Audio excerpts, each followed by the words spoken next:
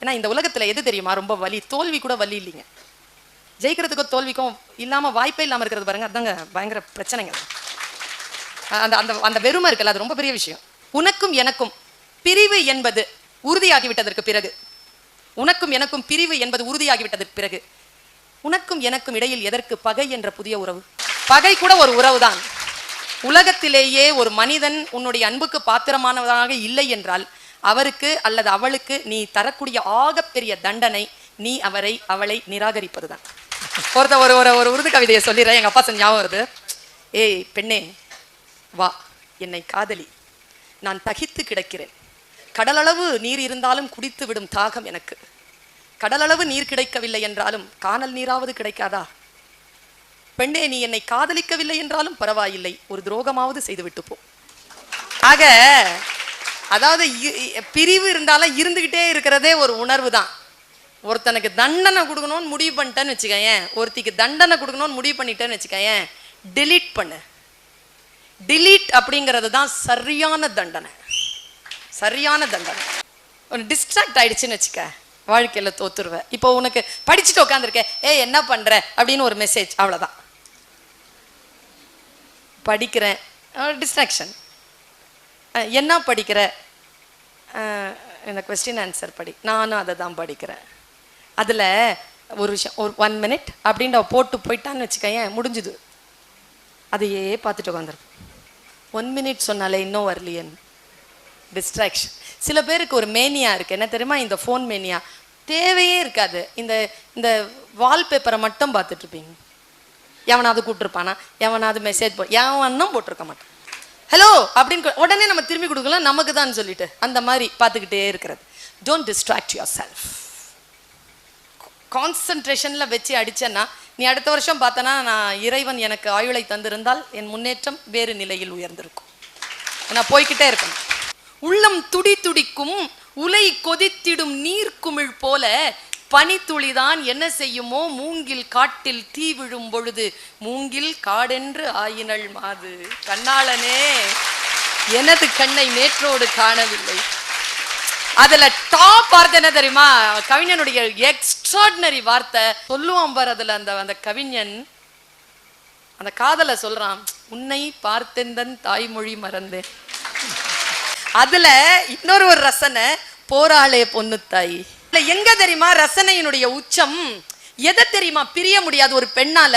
அதுதான் நான் யோசிச்சு பார்க்கிறேன். அதனால தான் அந்த கவிஞனை நான் சிலாகிக்கிறேன். போராளே பொண்ணு தாயி பொலபொலவென்று கண்ணீர் விட்டு தண்ணீரும் சோறும் தந்த மண்ணை விட்டு, அது பெரிய விஷயம் இல்லை, பால் பீச்சும் மாட்டை விட்டு பஞ்சாரத்து கோழியை விட்டு போராள பொட்ட புள்ள ஊற விட்டு. இதுல மாட்டை பிரிஞ்சிடலாம், பால் பீச்சுற மாட்டை பிரிய முடியாது, ஏன்னா கண்ணுக்குட்டியோட இருக்கும். அது கோழியை பிரிஞ்சிடலாம், பஞ்சாரத்துல இருக்கிற கோழி குஞ்சுகளோட இருக்கும், அதை பிரிய முடியாது. அது ரொம்ப கஷ்டம். இவனுங்களுக்காக என்னென்ன விட்டுட்டு போறோம். நன்றி இருக்காயா? கொஞ்சமாவது நன்றி இருக்கணுமா இல்லையா? தாய்மொழிய விடுறோம், கொலசாமிய விடுறோம்யா. அம்மா அப்பா, பழக்க வழக்கங்கள், தூங்குற இடம், உட்கார இடம், டீ குடிக்கிற டம்ளர், வெளியில வேடிக்கை பார்க்குற மொட்டை மாடி, வளர்த்த ரோசா செடி, போட்டுக்கிற தாவணி, என்னென்னையா விடுறது? 25 வருஷம் வாழ்ந்த வாழ்க்கையை விடுறத. கவிக்கோ அவர்களுடைய கவிதையில எனக்கு ரொம்ப பிடிச்சது, சக்தியே நீ எனக்கு கண்ணாக இருந்தாய், நான் உனக்கு கண்ணீராக இருந்தேன். நீ எனக்கு ஆடையாக இருந்தாய், நான் உனக்கு நிர்வாணமாக இருந்தேன். சக்தியே காலை தூக்கி ஆடி ஜெயித்த வெட்கங்கெட்ட வரலாறு எங்களுடையது. வாழ்க்கை சதுரங்கத்தில் உன்னை வெட்டியபடி முன்னேறியவர்கள் நாங்கள். இலக்கணத்தை உனக்கு போதித்தோம், நாங்கள் வலுவமைதிகளாக நின்றோம். நீ உன்னை விற்றால் அது விபச்சாரம், நாங்கள் எங்களை விற்றால் அது திருமணம். காதல் கூட உனக்கு விரிக்கும் வலை, தாலி கூட உனக்கு பூட்டும் விலங்கு. பெண்மை எனும் தெய்வீக நெருப்பில் என்னை பரிசுத்தப்படுத்த. ஆம், நாங்கள் குற்றவாளிகள் தான், ஒப்புக்கொள்கிறோம். கண்ணதாசனுடைய பாடல்கள் தான் முதல்ல எனக்கு எங்க அம்மா எனக்கு சொன்ன பாட்டுல தேன் கிண்ணத்துல வந்த ஒரு பாட்டு. எங்க அம்மா என்னை எழுப்பி, கண்ணதாசன் 7ஆம் கிளாஸ் படிச்சுட்டு இருக்கிறேன் நான், இந்த பாட்டு கேளுன்ட்டு, மாபெரும் சபைதனில் நீ நடந்தால் உனக்கு மாலைகள் விழ வேண்டும், ஒரு மாற்று குறையாத மன்னவன் இவன் என்று போற்றி புகழ வேண்டும். அது இல்லைங்க பாட்டு. கவிதை வரி தான். நீ உன்னை அறிந்தால் உலகத்தில் போராடலாம், உயர்ந்தாலும் தாழ்ந்தாலும் தலை வணங்காமல் நீ வாழலாம். இது அவர் தான் எனக்கு கற்றுக் கொடுத்த பாட்டு. நான் ஒன்று சொல்கிறேன் பிள்ளைகளா, எப்படி ரசிக்கணும்னா, பாடல்கள் முழுக்க எல்லா பாடல்கள் வரிகளும் ரசனை இல்லை, ஏதோ ஒரு வரி தான் ரசனையாக இருக்கும். காதலிக்க பாடுறான் காதலன், ரொம்ப நேசிக்கிறான், உண்மையான நேசிப்பு. 1000 பார்வையில் உன் பார்வையை நான் அறிவேன். சரியா? அந்த காலடி ஓசையிலே உன் காதலை நான் அறிவேன். அது மனசு ஒரு மாதிரி பண்ணிருச்சு எனக்கு. அது 1000 பார்வையிலே என் பார்வையை நீ தெரிஞ்சுக்கிட்டு தான் இருக்கணும், அப்பதான் நீ காதலன். ஆனால் என் காலடி ஓசையில் என் காதலை தெரிந்தால் நான் உனக்காகவே படைக்கப்பட்டவள், நீ எனக்காகவே படைக்கப்பட்டவள். அந்த வார்த்தை இருக்கல, அதான் ரசனை. அதுக்குள்ள போயிடுச்சா? அடுத்தவர் வளர்றா இருப்பார். எப்படி வளர்றா இருப்பார்? அவருக்கு காதலியே தொடணும், உடம்புல இருக்கிற எல்லா பகுதியையும் தொடணும். எதை தொட முடியாதுன்னா கண்ணை தொட முடியாதுங்க. அழகா இருக்கிறேன்னு தொட முடியுமா? தொட முடியாதுல்ல. ஆனா அந்த காதலன் தொட்டுட்டான். அந்த காற்றினில் நான் கரைந்தேன், அவள் கண்களை தழுவுகின்றேன். இந்த ஒரு இடம் எனக்கு ரொம்ப பிடிச்சதா. இன்னொரு இடம் சொல்றேன் பாரு. நீயும் நானும் எழுதிடுறான், அதெல்லாம் வரி இல்லை. கவிஞன் எழுதுறது மட்டும்தான் வரி. இதை எந்த கொம்பனாலும் எழுதிடவே முடியாதுன்னா அது அவன் வரி. இப்ப நான் மேடையில பேசுறேன், என்ன மாதிரி இன்னொருத்தன் பேசிட்டானா அது என் பேச்சு இல்லை. என்ன மாதிரி தலைக்கீழா நின்னாலும் பேச முடியாதுன்னா அது என் பேச்சு. மலர்ந்தும் மலராத, இது நீ எழுதலாம், நானே எழுதலாம். மலர்ந்தும் மலராத பாதி மலர் போல மலரும் விழி வண்ணமே, இங்கு விடிந்தும் விடியாத காலை பொழுதாகி நடந்த கலை அன்னமே.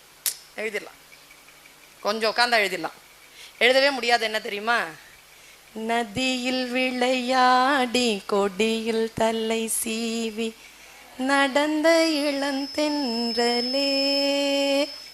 எந்த கொம்பனாலும் எழுத முடியாது. நதியில் விளையாடி கொடியில் தலை சீவி நடந்த இளந்தென்றலன்னு எப்படிப்பா எழுதுறது? அதே மாதிரி தான் அவருடைய ஒவ்வொரு பாடலும். ஒவ்வொரு எனக்கு அந்த கன்னத்தில் என்னடி காயம், எவ்வளோ அழகா எழுதினாரு சார் அவர்லாம். இப்போ அந்த ரசனையே இல்ல. டாடி மம்மி வீட்டில் இல்ல, தடை போட யாரும் இல்ல, விளையாடுவோமா, என்னது இது? இல்ல கண்ணா, ரசனையோட நீ பாரு. இந்த ரசனை வருதா? என்ன ரசனை இந்த பாட்டு? இந்த பாட்டுல இருக்கக்கூடிய என்ன ரசனை? கன்னத்தில் என்னடி காயம், இது வண்ணக்கிளி செய்த மாயம், கண்ணி உதட்டில் என்னடி தடிப்பு, பனி காற்றினிலே வந்த வெடிப்பு, மாலை கருக்களில் சேலை ரவிக்கையை மாற்றியதென்னடி கோலம், கண் காட்டியதென்னடி சாலம், சேலத்து பட்டென்று வாங்கி வந்தார் அந்த சின்னவரை போய் கேளும், யார் அது? நான் கண்ணாடி முன்னின்று பாரும். இதுதான் அந்த கண்ணதாசன். கொஞ்சம் வீட்டுல போய் போட்டு பாருங்க. கல்யாணம் பண்ணவங்க எல்லாம் மனைவி அமைவதெல்லாம் இறைவன் கொடுத்த வரம், வாழ்க்கையே மாறி போயிடும். சொன்னல கண்ணதாசனை முதல் வரி நாம எழுதிடலாம். இந்த வரி பட்டுக்கோட்டை, இது எந்த வரியும் எழுத முடியாது. அதான் பட்டுக்கோட்டை. பட்டுக்கோட்டை பற்றி ஒரு வரலாற்று உண்மையை தெரிஞ்சுக்கோங்க. பட்டுக்கோட்டை கல்யாண சுந்தரம் மெட்டுக்கு பாட்டு எழுதியவர் இல்லை, அவர் பாட்டுக்கு மெட்டு போட்டுக் கொண்டார்கள். அவர் எம்ஜிஆருக்காக பாட்டு எழுதவில்லை, அவர் எழுதி வைத்த பாடல்களை எம்ஜிஆர் பயன்படுத்தி கொண்டார். ஒரு காதல் நாயகனாக, ஒரு நடிகர் தலைவனாக இருந்தவரை புரட்சி தலைவனாக, மக்கள் தலைவனாக மாற்றியது பட்டுக்கோட்டை கல்யாண சுந்தரத்தினுடைய பாடல்கள். எனக்கு ரொம்ப பிடிச்சமான பாட்டு. நான் 9th ஸ்டாண்டர்ட்ல படித்த பாட்டு. எனக்கு டீச்சர் தானே அதை சொல்லலாம். யாராவது ரொம்ப அழகாக பொருள் வச்சுருந்தா அதை எடுத்துக்கலாமான்னு தோணும் எனக்கு சின்ன வயசில். இங்கே எனக்கு அப்படி தோணது கிடையாதுன்னு யாரும் சொல்லிட முடியாது. எல்லாருக்கும் ஒரு ஆசை வரும் தான் சின்ன வயசில். அப்போதான் நான் அந்த பாட்டை கேட்டேங்க. திருடாதே பாப்பா திருடாதே, இது பெரிய விஷயம் இல்லை. வறுமை நிலைக்கு பயந்து விடாதே, திறமை இருக்கு மறந்து விடாதே. ரொம்ப பெரிய விஷயங்க அது. என் சின்ன வயசுல எனக்கு பட்டது. அவருடைய இன்னொரு வரி எனக்கு ரொம்ப பிடிக்கும். சிந்தித்து பார்த்து செய்கைய மாத்து, சிறுசா இருக்கையில் திருத்திக்கோ, தவறு சிறுசா இருக்கையில் திருத்திக்கோ, தெரிஞ்சும் தெரியாம நடந்திருந்தா அது திரும்பவும் வராம பார்த்துக்கோ. குட்டியாடு தப்பி வந்தா குள்ளநரிக்கு சொந்தம், குள்ளநரி மாட்டிக்கிட்டா குறவனுக்கு சொந்தம், தட்டுக்கெட்ட மனிதர் கண்ணில் பட்டதெல்லாம் சொந்தம், சட்டப்படி பார்க்க போனா 8 அடிதான் சொந்தம், உனக்கு எது சொந்தம் எனக்கு எது சொந்தம். பட்டுக்கோட்டை.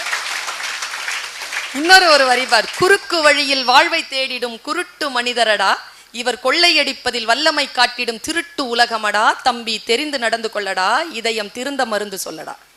பட்டுக்கோட்டை. இருக்கான்றீங்க பெண் குழந்தைகளே, நீங்கள் எதற்கும் அச்சப்படாதீர்கள். பாரதி எத்தனை பாட்டு எழுதியிருக்கான் தெரியுமா? பாதகம் செய்பவரை கண்டால் நீ பயங்கொள்ளலாகாது பாப்பா. ரொம்ப பிடிச்சது அந்த வார்த்தை. என்ன செய்யலாம் பாரதி? மோதி மிதித்து விடு பாப்பா, அவர் முகத்தில் உமிழ்ந்து விடு பாப்பா. எனக்கு அதை விட ரொம்ப அடுத்த வரி பிடிச்சது என்னன்னா, தேம்பி அழும் குழந்தை நொண்டி, தேம்பி அழும் குழந்தை நொண்டி, நீ திடம் கொண்டு போராடு பாப்பா. அழாத, போராடு. எதுக்கு அழுவுற? அப்பதான் நினைச்சேன், ஓ கண்ணீர் இங்கிருந்து வரக்கூடாது, இங்கிருந்து வரணும். பாரதி தான் சொல்லி கொடுக்கிறான். பாரதி அச்சம் இல்லை, அமுங்குதல் இல்லை, நாணுதல் இல்லை, நடுங்குதல் இல்லை, எது நேரினும் இடர்பட மாட்டோம், மண்டம் சிதறினாலும் கலங்க மாட்டோம், கடற் பொங்கி எழுந்தாலும் அஞ்ச மாட்டோம், யாருக்கும் அஞ்சோம், எதற்கும் அஞ்சோம், எப்பொழுதும் அஞ்சோம். அச்சம் இல்லை, அச்சம் இல்லை, அச்சம் என்பது இல்லையே உச்சி மீது. என்ன வார்த்தையா இதெல்லாம்? டுப்புன்னு ஒரு சத்தம் கேட்டாலும் கடகடான்னு ஓடுவோமா இல்லையா? சொல்றானே அவன். எனக்கு பாரதியை பத்தி பேச சொன்னா அது நான் 3 நாள்லாம் பத்தாது, பேசிக்கிட்டே இருக்கேன். தெரிஞ்சு சொல்றான், நல்லவர்கள் இறந்தால், அது நல்லவர்களோ கெட்டவர்களோ, நல்லவர்கள் நமக்கு பிடித்தமானவர்கள் இறந்தால் அன்னைக்கு வானம் அழுவுது இல்ல. நீ யோசிச்சு பாரு, உனக்கு ரொம்ப நெருக்கமானவர்கள் இறப்புக்கு நீ போயிருப்ப, நீ யோசிச்சு பாரு, அன்னைக்கு மழை பெஞ்சிருக்கும். முத்துக்குமார் இறந்த அன்றைக்கும் மழை பெய்தது. நான் இப்படி சொல்றேன், எந்த டீச்சராவது பாத்தீங்கன்னா பேஷனா ஏதாவது துறையில இருக்கிறாங்கன்னு பாத்தீங்கன்னா அவங்கள ரசிகனா ஆக வேண்டாம், நீங்க ஒரு சின்ன விஷ் பண்ணிட்டு போயிடுங்க. ஏன்னா பேஷன், ரொம்ப பேஷனா யாராவது வாழறாங்கன்னா இயற்கை கொடுக்கக்கூடிய ஆயுளுக்கு முன்னாலேயே அவர்கள் இறந்து போவார்கள். என்னன்னு ரொம்ப பயன்படுத்திடுறாங்க. டீச்சர்ஸ் அப்படித்தான். அதனால பார்த்தீங்கன்னா ஒரு வணக்கத்தை அப்படி சொல்லிட்டு போயிடுங்க. அதான் நாம அவங்களுக்கு கொடுக்குற ஒரு ட்ரிபியூட்னு நான் நினைக்கிறேன். அறிவுமதியினுடைய ஒரே ஒரு கவிதை மட்டும் சொல்லிடுறேன். அவர் சொல்றாரு, தொட்டிலில் அழுகுரல், ஒரு காட்சியா, தொட்டிலில் அழுகுரல், வரப்பில் பண்ணையார். தொட்டிலில் குழந்தையின் அழுகுரல், வரப்பில் பண்ணையார், வயலில் சொட்டியது தாய்ப்பால். தொட்டிலில் குழந்தையின் அழுகுரல், வரப்பில் பண்ணையார், வயலில் சொட்டியது தாய்ப்பால். இதான் அறிவுமதி. அறிவுமதி அணுகுண்டு வெடி வைப்பார் உள்ள. ஏதாவது ஒரு கவிதை சொல்லி அதுக்குள்ள வெடி வச்சிருவார். எங்க அம்மா ஒரே ஒரு விஷயம் தான்ப்பா சொல்லி என்னை வளர்த்துச்சு.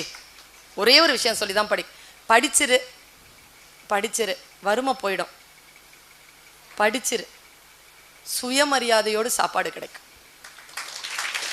எங்க அம்மா சொன்னது.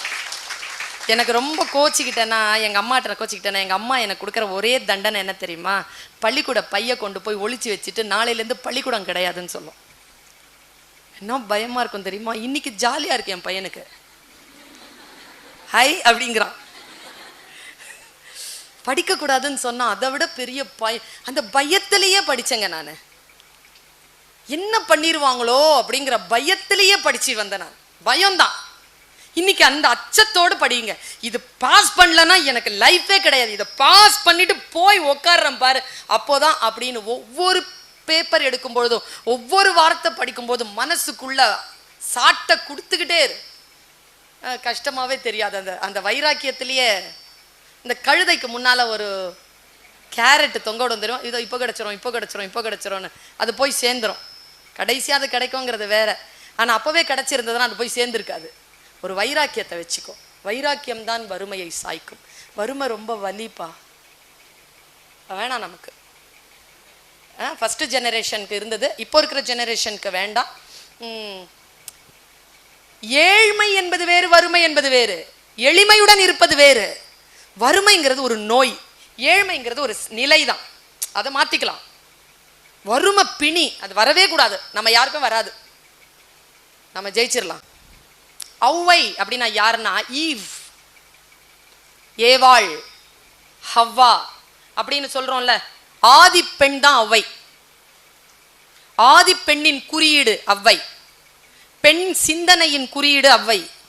ஔவைங்கிறவ ஒரு ஃபெமினிச, ஒரு வெடிப்பு குரல். அவ ஆக்சுவலா அவ அப்பதான் நிறைய பேர் இருந்தாங்க. ஔவையா ஒருத்தி கிடையாது, நிறைய பேர் இருக்கிறாங்க. அதனால ஒவ்வொரு காலகட்டத்திலும் இருக்கக்கூடிய ஔவையை நாம் உள்வாங்கிக் கொள்வதும் வெளிப்படுவதும். நீ ஒரு விஷயத்தை மட்டும்தான் எனக்கு ஔவைக்கு ரொம்ப பிடிக்கும். என்னன்னா, அவ சில விஷயங்களை ரொம்ப தெளிவாக இந்த உலகத்திற்கு சத்தமாக உள்ளத்தில் உணர்ந்ததை சொல்லிவிட்டு போனான். அந்த சொல் சுத்தம், அந்த சொல் புத்தியினுடைய வெளிப்பாடு எனக்கு பிடிக்கும். அறம் செய்ய விரும்பு அப்படின்னா அது ஏன் விரும்பணும், செய்யு சொல்லியிருக்கலாம்ல, ஏன் விரும்புன்னு சொன்னான். ஆறுவது சினம் ஏன் சொன்னான்? சினம்னா ஆறணும். ஏன்? காலம் தன் பேரேட்டில் ஒரு ரகசியத்தை சொல்கிறது. வினாடிகள் தான் தவறிழைக்கின்றன, தண்டனையோ யுகங்களுக்கு கிடைக்கிறது.